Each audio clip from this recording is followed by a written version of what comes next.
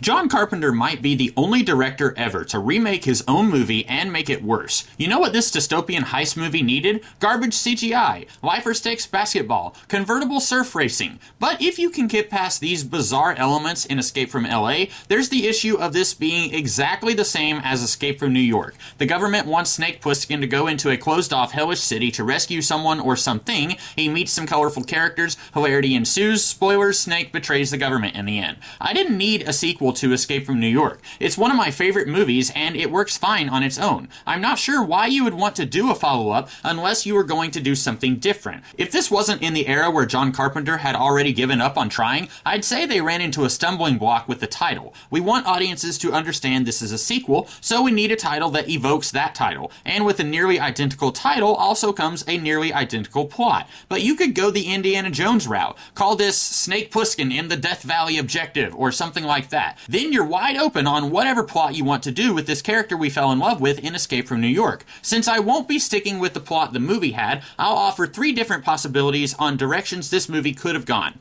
Number 1, do something sort of like Escape from New York, but just different enough to make it feel new. Snake reluctantly hooks up with a rebel faction that wants to tear down the US government, which he feels no love for after seeing them sit back and watch as the country descends further into madness. They want to steal something to use against their enemies, and like Escape from New York, it's a typical heist movie with various obstacles along the way. But Snake realizes the rebellion is also awful, a la the Hunger Games. They needed his help either because his skills could help get whatever they were after, or they needed a patsy to pin their shenanigans on so they can continue scheming if their plan doesn't work. It'd be neat to see Snake outsmart everybody, since the only time he did that in Escape from New York was when he swapped cassette tapes. Show him pit enemies against each other, and as they tear each other apart, he gets the item the rebellion needed and destroys it, preventing either side from attaining victory. Similar to Escape from New York, but different enough. Number 2, in the aftermath of Escape from New York, the world went to Hades in a handbasket, thanks to Snake. This speech could have united the countries of the world, and now everybody's at each other's throats. Snake feels bad about this and wants to atone.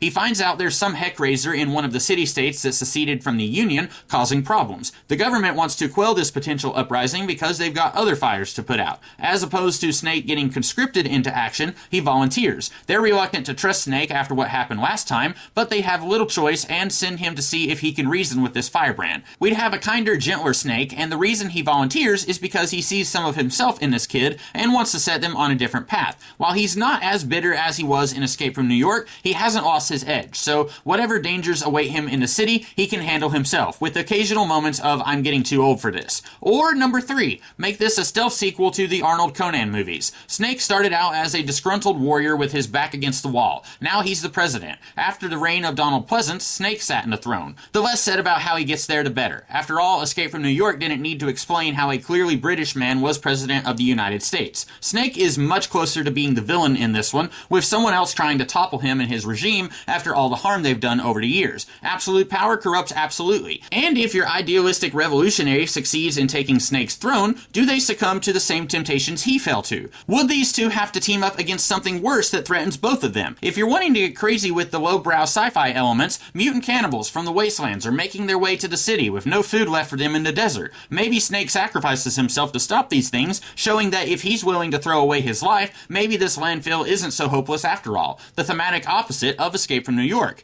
And that's it. 3 possible directions a sequel to Escape from New York could have gone. Maybe all 3 of these would have been awful, but I'd bet my leftover Halloween candy they would be better than Escape from LA. And even if they would turn out bad, at least they'd be bad with Carpenter doing something different, instead of bad in trying to do the exact same thing. Hope you guys like this one, and in the meantime, I'll see you guys next week with something else. Have a good one.